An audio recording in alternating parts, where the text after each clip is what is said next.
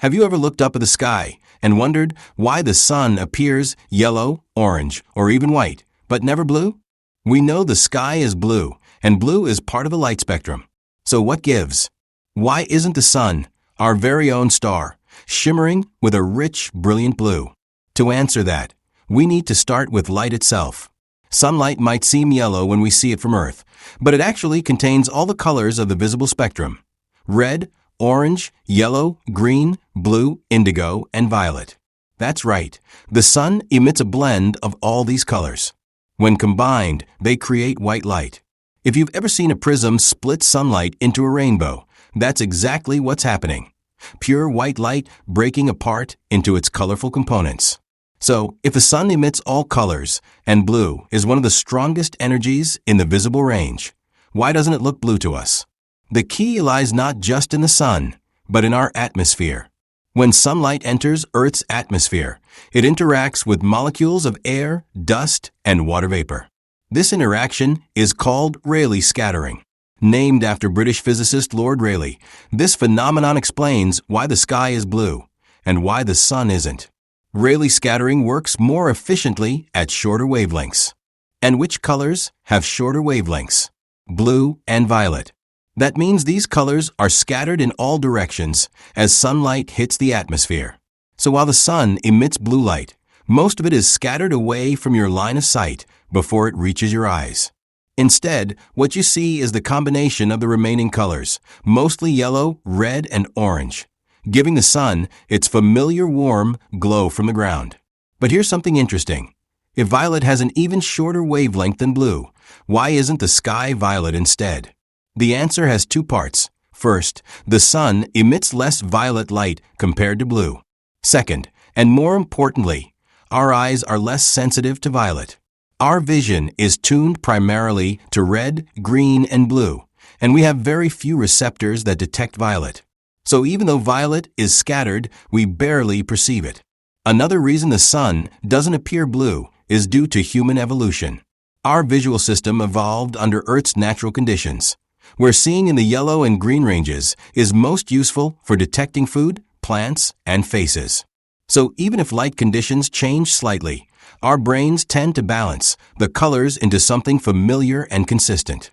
Now imagine looking at the sun from space, say from the International Space Station or on the surface of the moon.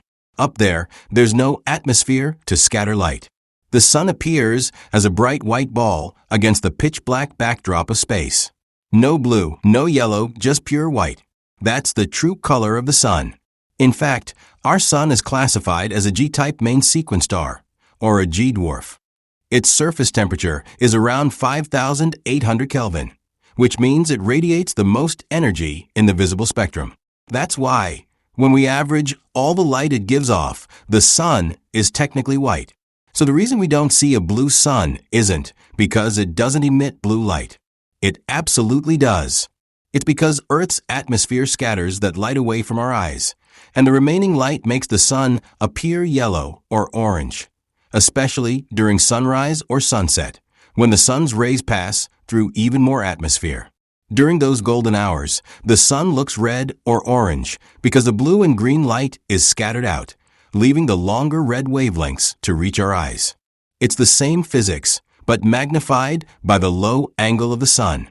Now here's a fun twist. On other planets, the sun might look different.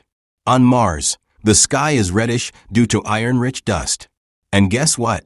Sunsets on Mars actually make the sun look blue, the exact opposite of Earth. Same sun, different atmosphere, different color story. Even the thickness of the atmosphere plays a role.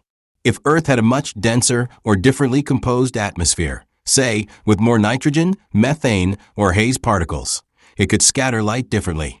In a thicker atmosphere, even more blue light would scatter, potentially making the sun look redder all the time. In a thinner one, the sun might appear closer to white more often. You can even think about brightness and contrast. The sun is so incredibly bright that our eyes can't process the scattered colors directly without damage. So even if some blue makes it through, the intensity of the remaining light can overpower subtle shifts, especially since our eyes are trying to protect themselves from overload. Also consider this. Our brain constantly adjusts for color consistency. This phenomenon, called color constancy, helps us recognize the same object under different lighting conditions.